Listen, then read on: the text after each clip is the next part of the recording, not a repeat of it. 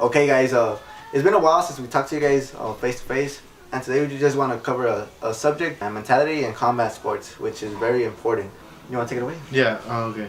So, to be a fighter, it's different. You have to have a different mentality than, say, playing soccer and baseball. Because in baseball and soccer, I guess there are risks you can take, like getting kicked and getting hit with the ball, but the risks are much lower than fighting. Because in fighting, the risks are obvious. You get kicked in the head, you get punched in the head, and you get concussions, and then Silva broke his leg, and break a leg, and break an arm. You can break anything really.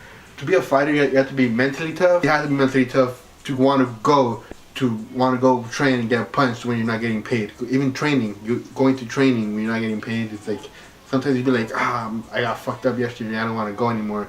But those people that tough through it, they're the ones that you see.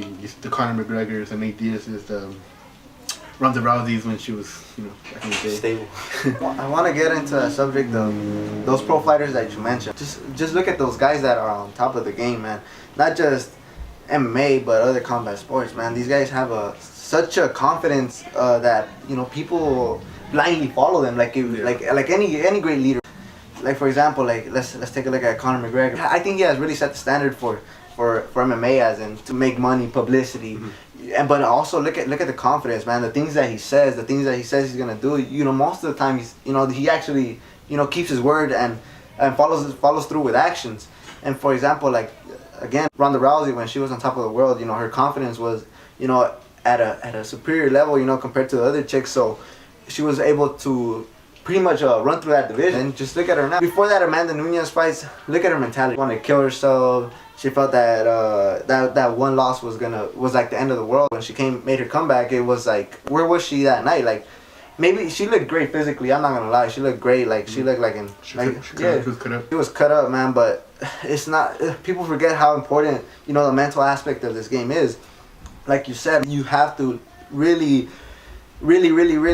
take in mind that this is all a beating, man. It's a beating, and not just physically, but like you also said, mentally. Sometimes you're training and you're like, what the hell? Like, why am I killing myself so much? And another case that it's kind of weird, no one really talks about, Kat Zingano.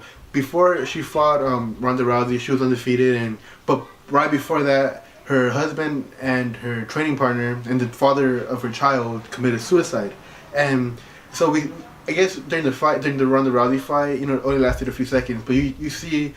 Oh, I think she had a bunch of anger built up, and that's why she kind of charged towards Ronda Rousey, and she got submitted in 14 seconds. So I believe this all this anger and all these emotions were were piling up, and she piled everything up until until the time she was able to release it in the fight, and she released all that emotion all at once, and then it kind of messed her up, and she was unable to perform the way she was if she was mentally stable. To be a fighter, you have to really be calm, be very focused, and be physically and mentally strong as well. You have to endure a lot of pain, a lot of suffering, man.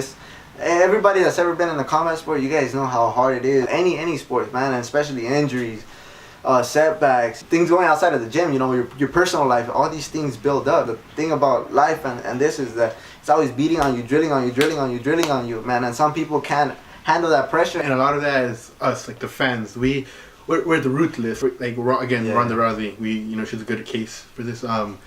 She was the top of the world. Everybody loved her. People who don't watch MMA, like casual fans, they loved her for what she stood for and her confidence. But as soon as she got knocked out, a bunch of fake fans started, touting her that she the worst. She should go kill herself and all that shit. And out of nowhere, a bunch of haters, you would call it, came out of the trenches and just went all out for her, no mercy. And it's weird because these people who sit on the couch eating their hot Cheetos and shit, and they never set a foot in the cage on a match or whatever, and they think they're qualified to kind of judge MMA fighter, even though they have never and will never experience what it is to lose. The thing about this sport is that it's always a one-on-one thing, man. There's not really no combat sports where you tag in, unless you're doing wrestling, man, where you tag in your fat homie fool and he hops in, man, and fights for you. The only person taking the beating and the pressure from the fans is that fighter, and people just ride with the winner. Like if you look at all these combat sports, everybody just focuses on maybe 1 to 5 stars. The pressure that's built up on just these single people, it's a lot, man. It's a lot to bear, and they're just regular people like us, and they just happen to be well known, and people just kill them, man. If they're not winning, if they're at the bottom, if they're losing, people just bash on them, and sometimes it's even like the people that used to be their fans. Man, give us thoughts what you think about the mental aspect of combat sports. Yeah, and unless if you're gonna judge somebody, make sure that it's just and fair. Don't tell a fighter to go kill themselves. Don't tell them to don't do any of that.